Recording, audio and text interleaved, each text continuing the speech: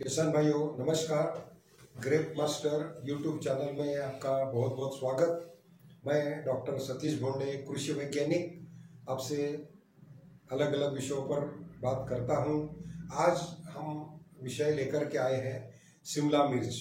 और शिमला मिर्च में हम उपज या पैदावार बढ़ाने के लिए कौन कौन सी बातों का हमें ध्यान रखना चाहिए, इसके बारे में मैं कुछ टिप्स या कुछ मोटे मोटे मुद्दे आपको बताऊंगा, जिससे कि आपके ध्यान में आ जाए कि कौन कौन चीज़ों का हमें ध्यान ध्यान रखना पड़ता है जिससे हमारी शिमला मिर्च की पैदावार बढ़े।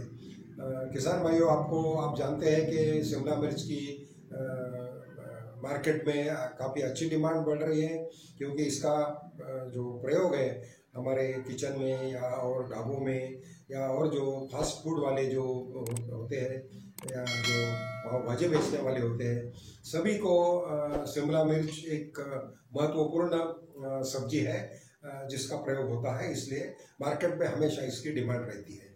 लेकिन इसके साथ साथ हमारा इस फसल का खर्च भी काफ़ी ज़्यादा होता है, इसलिए अच्छे दाम हमें तभी मिल पाएंगे जब हम अच्छी गुणवत्ता वाले फल पैदा करेंगे।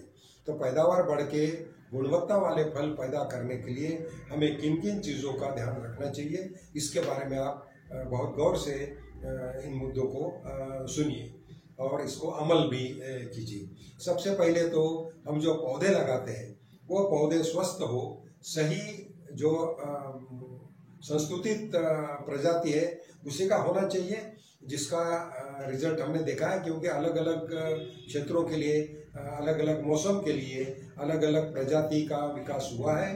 तो हमें उचित प्रजाति और उसके अच्छे पौधे हमें लेना चाहिए, जो उसमें कोई भी बीमारी ना हो, उसकी जड़ें अच्छी तरह से बनी हो और जड़ों का कॉइलिंग या ज़्यादा दिन तक नर्सरी में रहने के बाद जड़ों का कॉइलिंग हो जाता है। उसके बाद में ये जब हम खेत में लगाते हैं तो इसमें बढ़वार उसकी सही तरीके से नहीं होती, ये ध्यान रहे। उसके बाद में लगाने के बाद में जड़ों का एक्टिविटी अच्छी होने के लिए हमें, और जड़ों को कोई बीमारी ना लगे शुरू के दिनों में, इसलिए हमें सीवीड एक्सट्रैक्ट और ट्राइकोडर्मा जो जैविक फफूंदी नाशक है उसका प्रयोग हमें ड्रेंचिंग के माध्यम से करना चाहिए। उसके बाद में बेसल एप्लीकेशन, हम खाद जो देते हैं उसको ज़रूर देना चाहिए।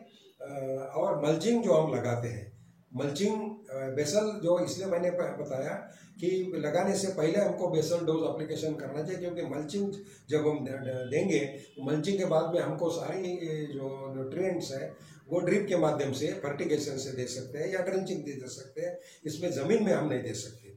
तो बेसल डोज आपको ज़मीन में पहले डालना है, उसके बाद में मल्चिंग डालना है। और मल्चिंग हमेशा बाई कलर हो। बाई कलर का मतलब ये नीचे से काली हो और ऊपर का इसका जो सरफेस है वो सिल्वर कलर का हो, चंदेरी रंग का, जिससे ये जो थ्रिप्स या शोषक कीट जो आती है इस फसल पे उसको थोड़ा सा भगाती है। मतलब ये कलर से जो रेज रिफ्लेक्ट होते हैं उसके वजह से वो कीट वहाँ आती नहीं है, थोड़ा इसका असर ज़रूर पड़ता है। और सनलाइट का जो असर है जो हमारे टेम्परेचर बढ़ाने में हो सकता है, उसको भी हम लोग अवॉइड कर सकते हैं, उसको भी टाल सकते हैं।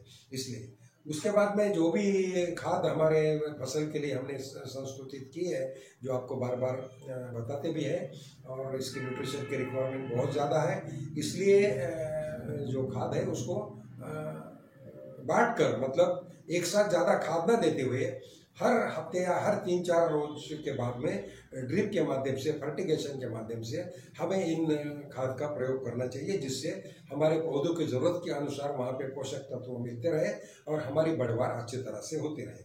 उसके बाद में हमें एक और ध्यान रखना चाहिए कि इसकी बढ़वार अच्छी करने के लिए कभी कभी इसमें सूक्ष्म पोषक तत्व जो होते हैं, जिसमें जिंक है, बोरान है, कॉपर है, आयरन है, मैंगनीज और मोलिब्डेनम है, इनका प्रयोग ज़रूर इसमें करना चाहिए।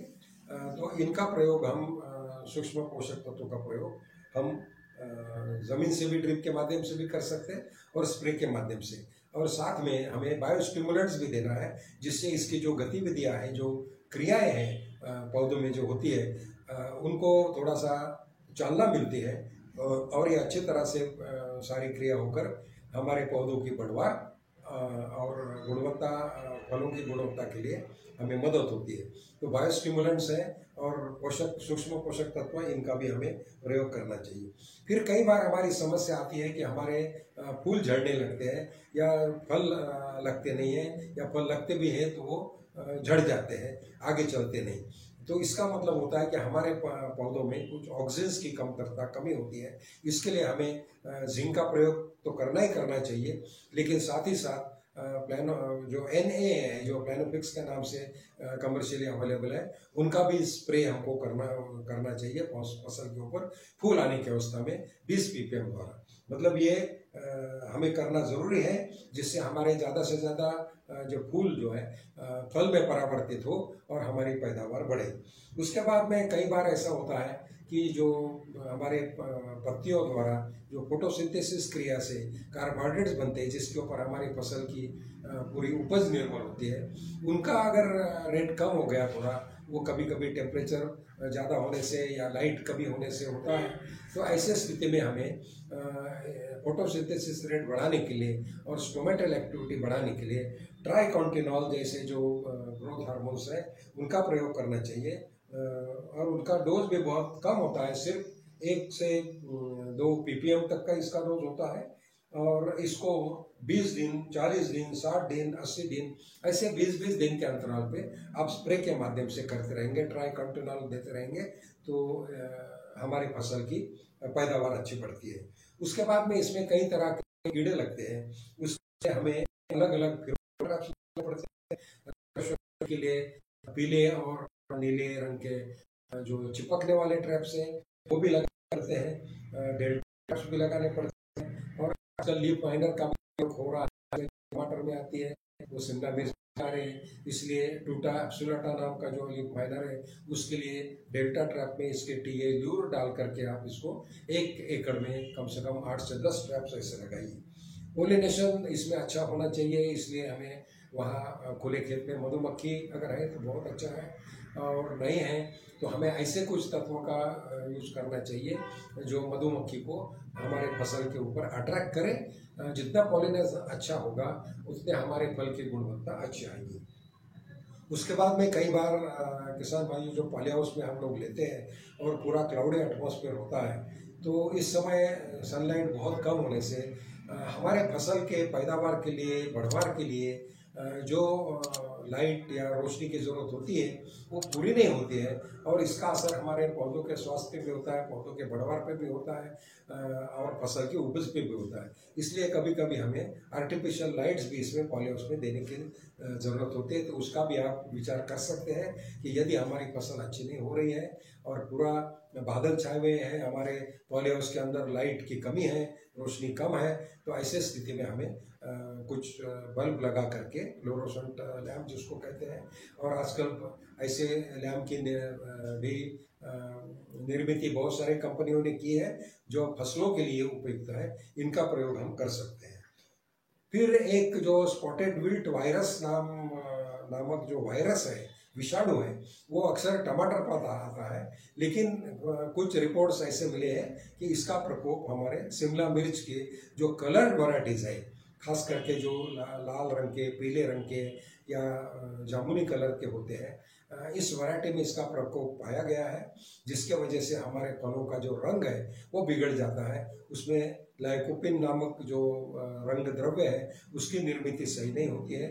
तो इसके लिए हमें ध्यान रखना चाहिए कि कोई भी रस शोषक कीट जो है हमारे फसल पे प्रकोप ना करे, चाहे थ्रिप्स हो, चाहे व्हाइट फ्लाइज हो, चाहे एफिड्स हो। और इनके लिए हमें समय समय पर जो बोटेनिकल इंसेक्टिसाइड है, जैसे नीम तेल है, करंज तेल है, और वर्टिसिलियम, बेवेरिया और मेटेराइजियम, ये जो जैविक कीटकनाशक है, जिसे हम कहते हैं कि जैविक कीटकनाशी, ये है तो फफूंद, लेकिन ये कीट को ऊपर प्रकोप करती है।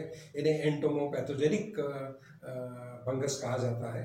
तो इनका प्रयोग हमें समय समय पे करना चाहिए, क्योंकि जब हमारे फसल में फल आने शुरू हो जाते हैं, फल निकालने की अवस्था हमारे आते हैं, उस समय कोई भी जहरीला कीटनाशक हम नहीं प्रयोग कर सकते हैं। इसलिए हमें जैविक और बोटेनिकल वनस्पति जन्य कीटनाशक का जरूर प्रयोग करना चाहिए। तो ये मित्रों हो गई कुछ बातें, कुछ पॉइंट्स जो आपको ध्यान में रखना है शिमला मिर्च की पैदावार बढ़ाने के लिए, उसकी उपज के लिए और उसकी गुणवत्ता के लिए। यदि आपके और कोई प्रश्न हो तो आप पूछिए, आप बताएंगे, हम इस विंडो में जाइए, हम आपका उसका जरूर मार्गदर्शन करेंगे। धन्यवाद।